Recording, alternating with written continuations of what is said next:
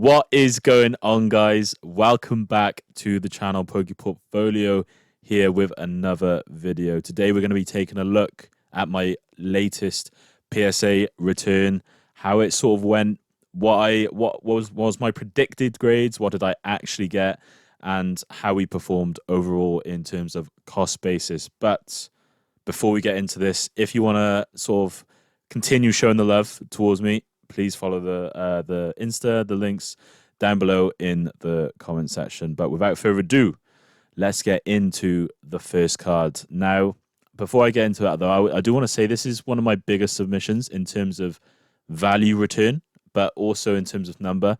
I have done a bigger submission before in terms of number, but in terms of monetary gain, this is probably the biggest. So it's, stay tuned. Have a little nosy, little gander about what I'm about to show you, but it's very interesting stuff. So I took a bit of a more of a risk with the Unagabas, and I decided to grade some of them that I saw at a card show. Lo and behold, Japanese has an absolute amazing quality print run, and they did amazing. Okay, not gonna sugarcoat it. It was 10s across the board, right? Espeon. Before I say, like, the margin with these isn't the best because just the raw card alone is quite expensive. But an Espeon can sort of fetch around the 130 mark. I will say that a lot of these prices, because of the volatility, guys, of the market right now, a lot of these prices are all over the place. So they probably might change by the time you're watching this. But just as of when I was making this presentation for you guys. They were sitting at 130.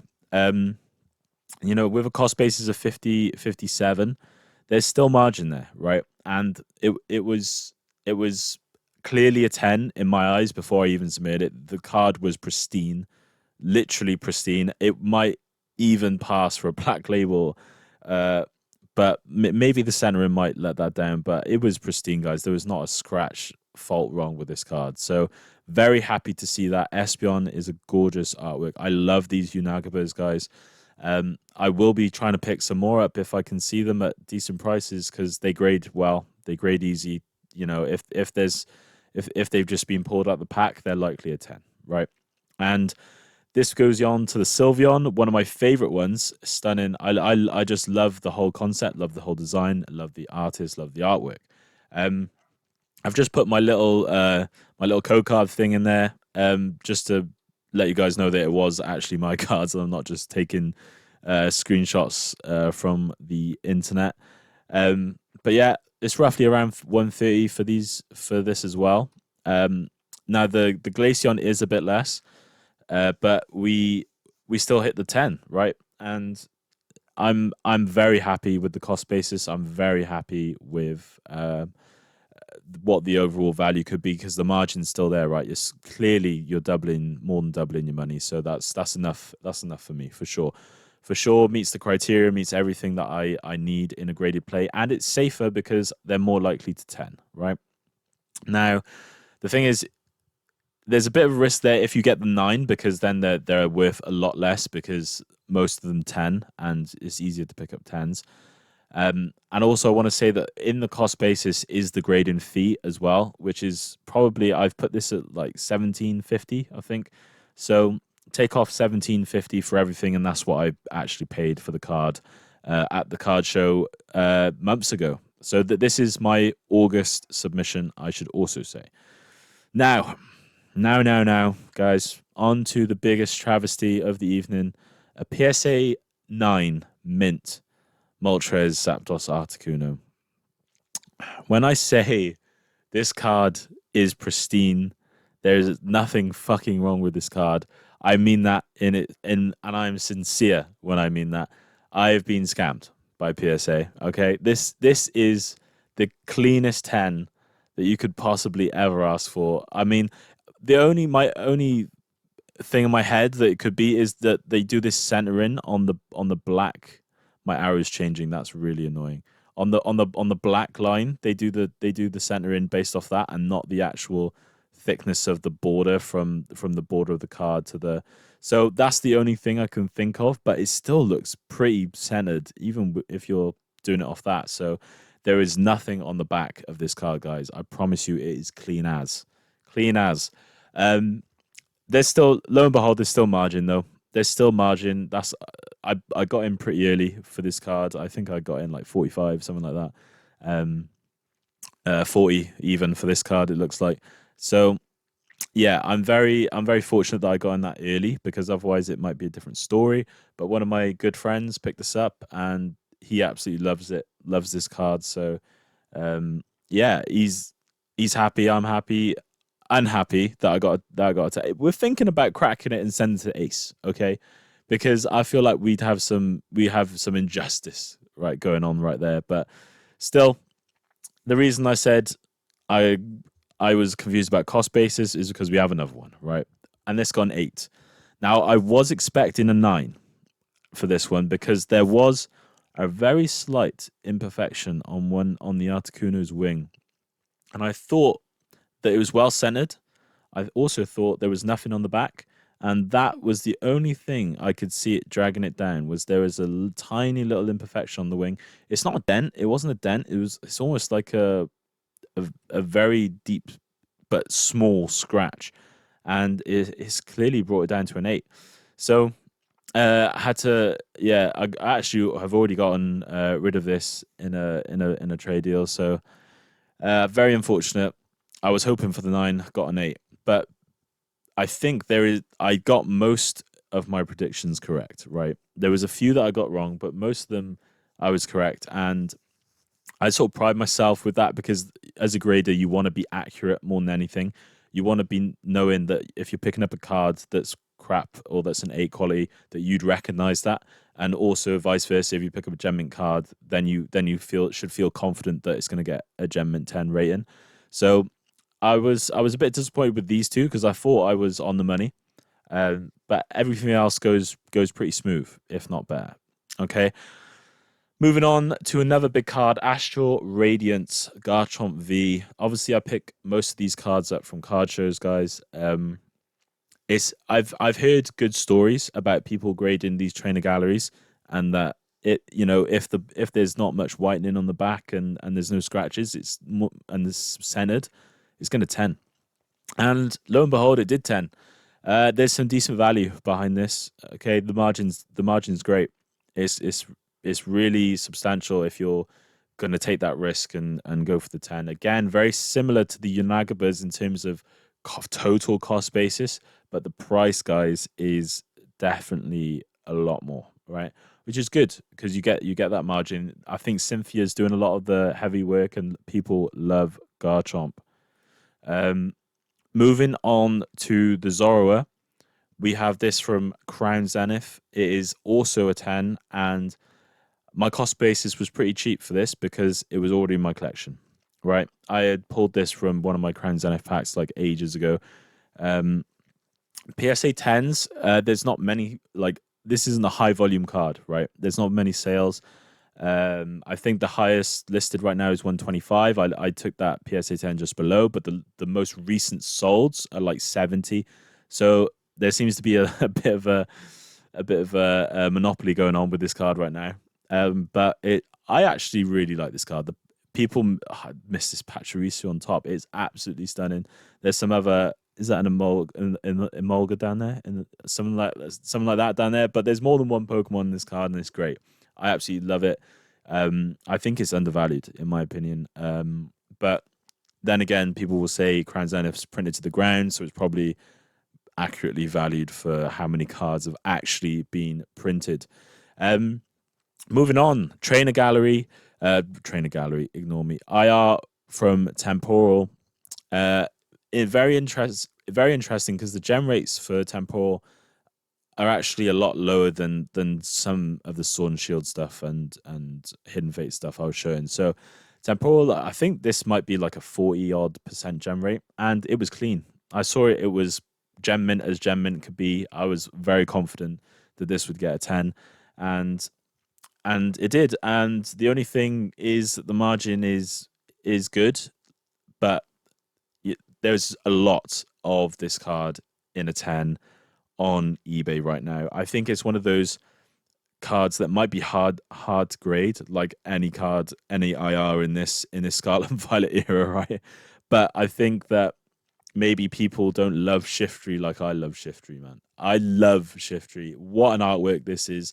And I don't know. I don't think the volume is quite there for this card, and that which is hence why it's like around a £70 card. But I have hopes. It could go up in the future, and hopefully people will recognize the amazingness of Shiftry. Okay, on to Ends Reshiram. Now, bit of an upset here because I predicted this card to get a 9 and I got a 10. This rarely happens to me. All right, this is why I'm smiling. I was very disappointed with the stained glass birds. I would rather my 10 in a stained glass bird any day of the week. Just give me my 10, please. It was a 10. But we take this. Now, what's interesting is there was a little nick on this corner, one of these corners at the back. There was whitening on this card, okay? And as you can see, it's probably not the most centered card you'll ever see. Maybe the graders were feeling sorry for Journey Together because their gem rates are absolutely abysmal. We're talking below 30% for most cards, or around that 30% mark. And maybe they were looking at the card and thinking we need to start giving Journey Together more 10s because clearly there's no print quality in the set whatsoever. So if it's semi-decent, maybe it could pass as a 10. I think that's what they did with mine because, in my opinion, it's not a 10. I was over the moon when I saw this, though, because I love this card. It is a gorgeous card, okay? I think it's definitely one of the better artworks in this era so far. I just don't think people appreciate it as much as they should. Journey Together is kind of like, in my opinion, it's kind of slept on, but people also hate it at the same time. So I'm in this weird mid ground where I don't know what to think because the market sort of doesn't really value Journey Together like I would. So we've got that mismatch right now. But yeah, 145 and a 10. This is one of the ones I'm actually most likely going to keep for a while because I think it's undervalued. So that's what I'm going to do. That's my game plan. The cost basis was so low that it's ridiculous. So I'm just chilling. I'm chilling. I'll take that all day, every day. Mewtwo. Was really hoping for a 10 to sneak through, but we got the 9. I did predict getting the 9. It had some... One of these it had some edgeware somewhere, I think. Just just like any promo in a promo sleeve, probably just rubbed up against something, and that was that. I got it pretty cheap though, and obviously this card is appreciated since then, so my margin was intact. At the time of grading and sending this card off, I wouldn't have got the margin that I got. So this is one of the ones where being in the bull market has sort of saved me, and I've got pretty lucky in catching this trend up for this card, which was good. 75 in a 9, that was meant to say. 75 in a 10. You wish, guys, you wish. Maybe it should be, but yeah, 75 and a 9. So we'll take that. We might as well, and we'll take it because we also got a 10. Okay, we got a 10. £360 as of making this video. It's probably gone down. The Pokemon's going through a bit of a lull right now. Probably around that 320, 310, probably going that way. My cost basis is just ridiculously cheap, guys, for this card. So we're almost, we're pushing that 8x sort of territory, which is such a good feeling. Such a good feeling. This card was minty and it deserved a 10. What can I say? Very lucky that I got caught in this trend upwards and I've got it back in time for it staying around this sort of level. So moving on to the second, number 10. We did it again and a lower cost basis, which is even crazier. So this is why this submission is very near and dear to my heart, because I'm getting 10s in big cards, and it's sort of grown that I used to submit a lot cheaper cards that weren't costing so much. But now, obviously, because of the bull run, everything's gone up, and it's a nice feeling, man, to be right and to have that this amount of margin is good. Obviously, I'm not going to sell it for 360. I'll most likely sell it to a vendor for like 300. I'll probably give 20% or something like that. So I don't keep all the margin, but I keep most of it. Okay, I keep most of it, and hopefully then that will go back into buying more Pokemon cards, buying more sealed, buying more stuff. You know, keeping in the hobby and keeping my collection growing. Really, my sealed collection, especially because I am very much a sealed collector as well as a grader. Um, on to my celebrations sort of half of stuff. There might be some other cards in here, but celebrations is near dear to my heart. I absolutely love celebrations, and I love celebrations, guys, because if you didn't know, the gem rates are ridiculous for this set.